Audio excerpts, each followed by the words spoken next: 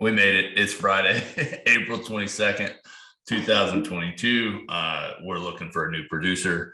Producer Ooh, Logan bad look. behind the camera Tough start. messed up the mute. Tom, how's your week been? Hopefully better than Logan's. Man, it's been a bumpy one. Yesterday was a pretty rough day. We opened up about, up 1.2%. I think we closed down about 1.5% yesterday. It was just a slow march down with the market dropping about 10 basis points every 15 minutes the whole day. And there's a lot of reasons that are being pointed to. I think if you read the Wall Street Journal this morning, you'd think it was based entirely on Jay Powell, but he didn't start speaking until about 1 o'clock. So Yeah. we're definitely seeing a little bit of a deflationary or the market being deflated. It just expectations started really high yesterday, and then the all of the happiness was slowly sucked out over an 8-hour period. Yeah, it was weird. Even companies that we talked about pre-market that were up quite nicely on earnings reports, things like that, ended up being some of the biggest. It was, yeah, I'm struggling a little bit to, I don't want to just say it was raw sentiment and just a day where people wanted to trade out, but it felt a little bit like a day where people just wanted to trade out. Again, people pointing to that central bankers panel. I didn't feel like there were major takeaways from it. It was largely sticking to the talking points that you would expect them to stick to, in my opinion. Did you take it any differently? Yeah, I think that I was sort of tuning in thinking it was going to be the Powell and Lagarde show, but there was, I would say 60% of it was dominated by the central from the Caribbean and from Indonesia, which, while relevant information, is not super relevant. It was a lot of like, why are we talking about the economic impact of COVID on the Caribbean right now? Like, no offense to the Caribbean, but I tuned in to listen to Jay Powell and Christine Lagarde talk about what they were going to do about inflation, and we got a really small dose of that, and not a ton of takeaways, particularly from Christine Lagarde.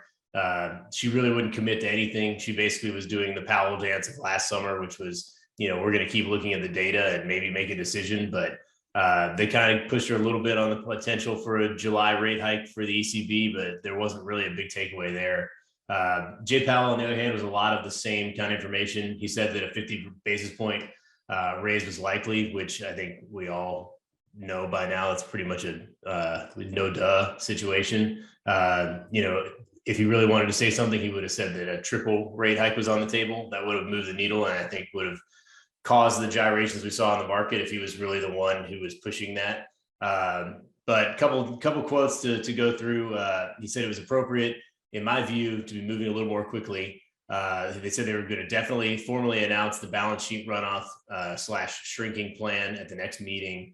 When it comes to the jobs market, he said, quote, "It's too hot. It's unsustainably hot. And it's our job to get it into a better place where supply and demand are closer together."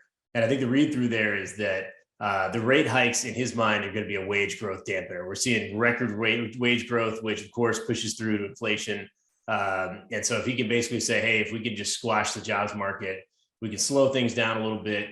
If you want to get a job or get a big pay increase from switching jobs, now's the time to do it, because it's going to be a lot more of a crunch when it comes time when we're really raising rates and running off the balance sheet. In terms of inflation, the big quote he said is that talking about Paul Volcker, who raised rates significantly in the 80s. He said, Chair Volcker understood that the expectations for inflation play a significant role in its persistence.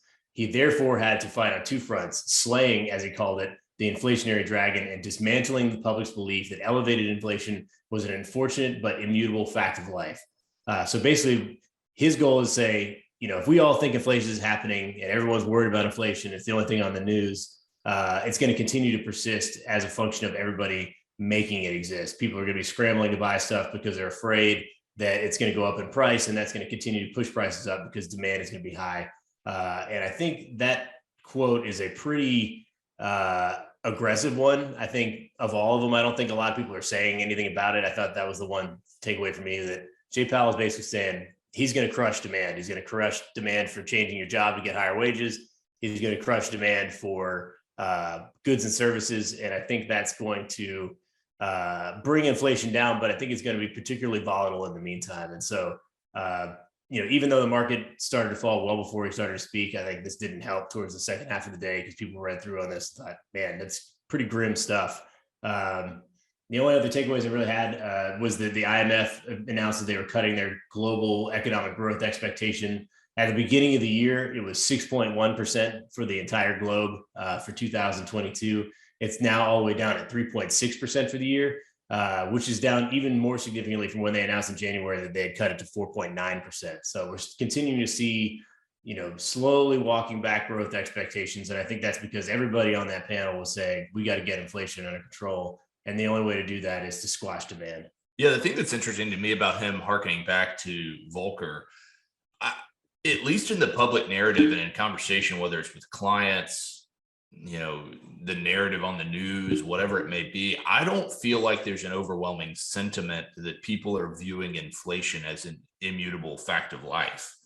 I feel like there's real panic, which in the short term, I think probably lends itself to his exact point, which is that people are going to buy stuff because they think prices are going up. But I also think you have anecdotal evidence in situations where people are starting to say, man, the price is too high, it's going to come down. And so I don't know that we're exactly where we were back when Volcker was running the Fed. Yeah, I don't think so either. And I mean, if you look, they said that I saw a headline saying that the average home price in the U.S. had hit 375,000, which was an all-time high. But that new mortgage applications had dropped so significantly that they expect that to be the high watermark for a period of time. So even if we just tread water at that level, I think that's going to be a factor as well. Like we just can't keep, the average person buying a home in a lot of places, 375,000 is way too much, particularly, sort of the Great Plains section of the country, yeah. Some of the smaller towns. That's a really big dollar price for the average American. And I think we can't go much higher than that. And if we do, inflation is going to be extraordinarily persistent. Last point on this topic, Lagarde, kind of slow to commit. I think everybody that's on this call probably kind of recognizes the house view here, which is that the Fed here domestically was probably 6 to 9 months slow in acting. Do you have concerns that she's putting herself in that position as well? Absolutely. I think that I don't know why the central bankers do this. I think it's pretty clear, even from our perspective, and I obviously don't have the education that they do, that something needs to be done. It needs to be done sooner rather than later. And I think that the slowness to do it is they're worried about either their job or they're worried about how the market's going to take it. But, at the end of the day, ripping the Band-Aid off is the right move. I think just if we can get back to a normal rate situation, everyone can digest that and we can move forward. But the more we play this, Ross and Rachel, will they, won't they game, the more volatility we have, and it's just not beneficial. I think it actually is accomplishing what they don't want to accomplish, which is fear and uncertainty. Switching gears, this is a tweet that I'm going to read to you, and then I'll let you guess who tweeted it. CNN Plus, the streaming service that was hyped as one of the most significant developments in the history of CNN, will shut down on April 30th, just 1 month after it launched. Who tweeted that? CNN. CNN. It's CNN, dude. I was like Tucker Carlson. I don't know who hates CNN. CNN tweeting out its own demise on the CNN Plus platform. They ramped up, spent $300 million to develop this platform. They were intending to spend another $750 million over the next several years. They ramped up, spent all this money, built this new platform for premium news from CNN. They got fewer than 100,000 subscribers. Less than 30 days in, they're just pulling the plug on it. This is interesting, I think, especially given kind of the timing of everything. This would have been an AT&T property prior to the spin out, but AT&T was able to kind of dodge this by spinning out the Warner Brothers and Discovery assets. So goodbye AT&T, I guess. Yeah, they basically dropped a bomb on Warner Media, because they basically spun off all those assets. For a long time, AT&T was an aggregator of dying brands. Yep. They bought DirecTV after everyone decided that having a satellite dish and having cable was not the future. They've done a lot of really bad acquisitions and they spun them all off, formed the new company, the Warner Brothers Discovery Company. So now AT&T is just a telecom company. They're out there doing phone and internet, and they're not worried about what's on TV, and then the push for all of the additional pluses, the more and more niche, over the top direct to consumer products is, I think we're just saturated. I don't think anybody just wants to pay $5 a month just to watch only CNN content. I mean, Discovery Plus confuses me because it's like, who wants to watch the Discovery Channel all the time? Yeah, maybe Shark Week. Yeah, maybe Shark Week. I saw a commercial for one called BritBox, which is just $5.99 to watch TV shows from the UK. I mean, I just think that we're getting too nuanced with this stuff. I think it's one, diluting Netflix because they're getting a ton of content pulled from them to all these smaller streaming platforms. And then, you've got everybody trying to launch their own over the top service. And it's just been pretty chaotic. And I think it's just diluted. Yeah, I think it's wild. I mean, I feel like at some point we're going to start bundling stuff back up again. Yeah. And I think that'll be an interesting migration. And I'm curious I don't know, it seems like maybe in a way Hulu is a little bit of a step ahead in terms of actually having live sports and partnering with, ESPN and Disney and sort of creating that bundle. So that seems relatively favorable to me as we look forward, but should be interesting to see kind of how that plays out. China reports GDP of 4.8% in Q1. Decent number all in all, given the lockdowns and the severity of those lockdowns that they had at the tail end of Q1. Q4 GDP was 4%. So we're seeing an increase there. Their expectation for the year still in the mid 5% range. That seems difficult to achieve given the current economic status and the social status of people basically standing on their apartment balconies and yelling at the sky. I don't know how they crawl out of that, but tough time, I think, to be really trying to grow that economy.